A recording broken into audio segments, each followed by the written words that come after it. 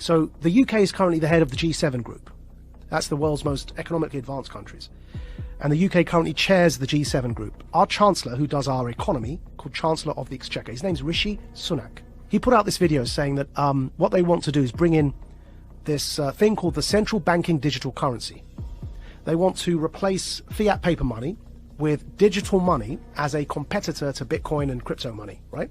But instead of being decentralized currency, it will be controlled by a government. It's digital currency, but controlled centrally through the banks, Bank of England.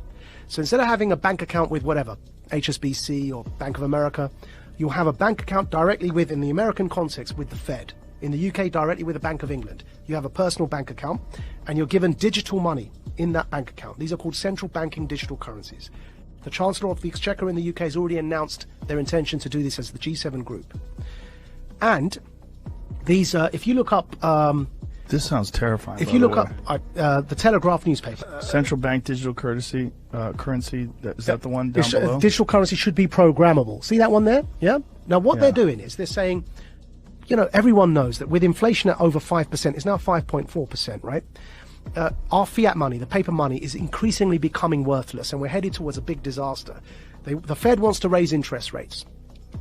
But we're in so much debt that if you raise interest rates, people are going to suffer because we're living on debt as Western economies. So they realize that this kind of the lifespan of paper money is fast coming to an end because of the 2008 economic crash in particular. So they're bringing in these central banking digital currencies. Why is that word programmable in there?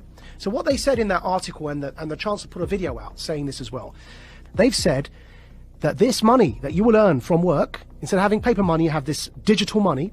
It's programmable so that you can't buy certain foods, or if you do something that your employer doesn't like, it's all in that article. You won't be able to spend your money. In other words, it's not money. They're vouchers. They're like food vouchers. And they can be programmed so that, like the Chinese social credit system, that if you try and use them on a certain thing, it won't work. You say you want to buy a burger and they want you to buy bugs, which is one of the examples used. If you start to try and buy unhealthy meat, it just won't work. You tap your card, you can't buy the thing because you've met your quota that month of burgers.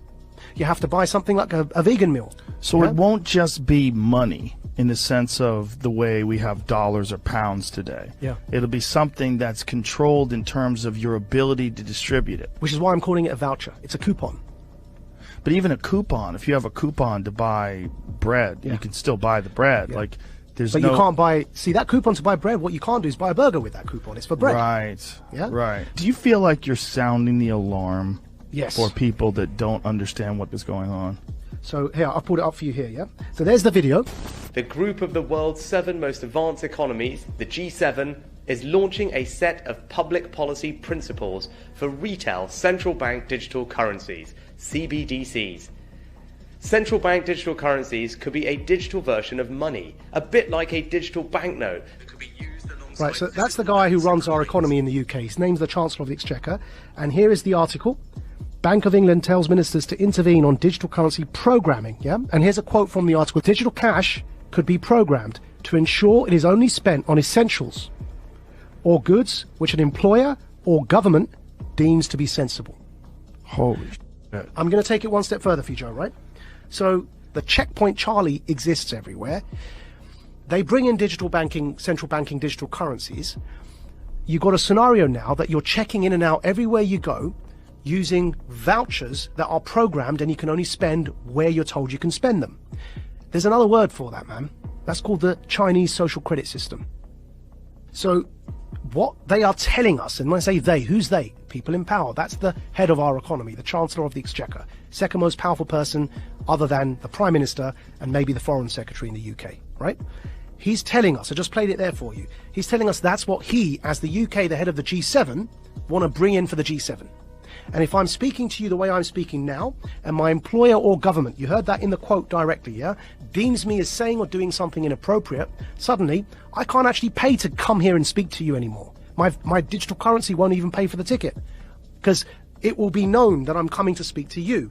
Sorry, your vouchers don't allow you to purchase that ticket to go and speak to Joe. And this is where we get into the kind of censorship that we see in social media that is not... You can't have that kind of censorship with the First Amendment in normal discourse. But you can have that kind of censorship if you've developed a digital platform that distributes information, but it's a private company. Yeah.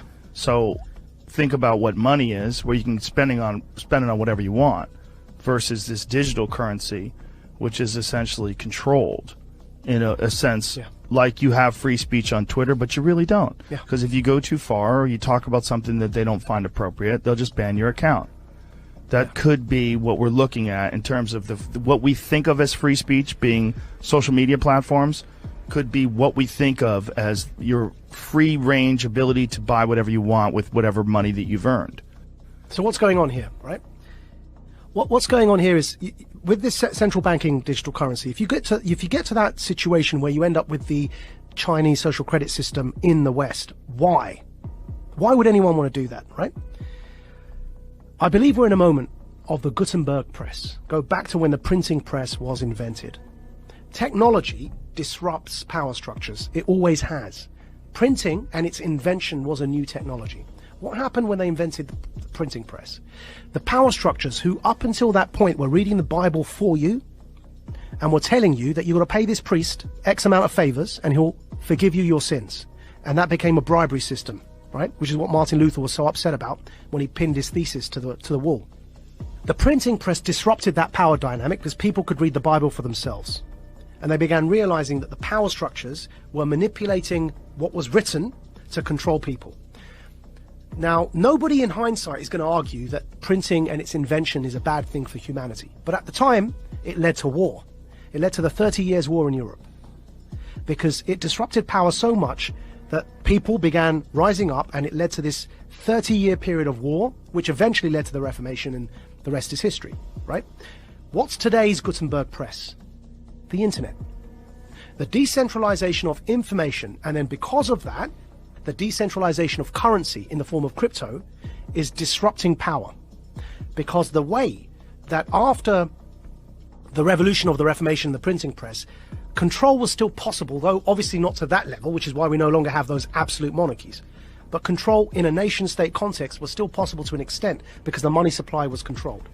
Now what's happening is that the invention of the internet, with the decentralization of information, and in particular here the decentralization of currency in the form of cryptocurrencies, is disrupting those power hierarchies, and it's leading to this conflict now. And we're in a moment when the printing press was invented, the powers that be needed to try and hold on to that power as the 30 Years' War kicked off. They eventually lost it, but to hold on to it they became very brutal because they were losing their grip on power.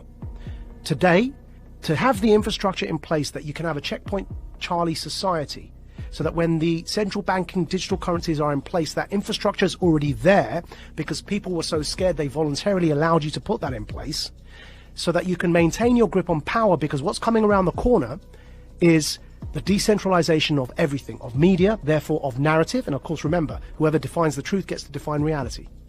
Decentralization of the economy through crypto. You no longer have the power to define the story and control the money supply. So the powers that be, who are losing that power, need to clamp down.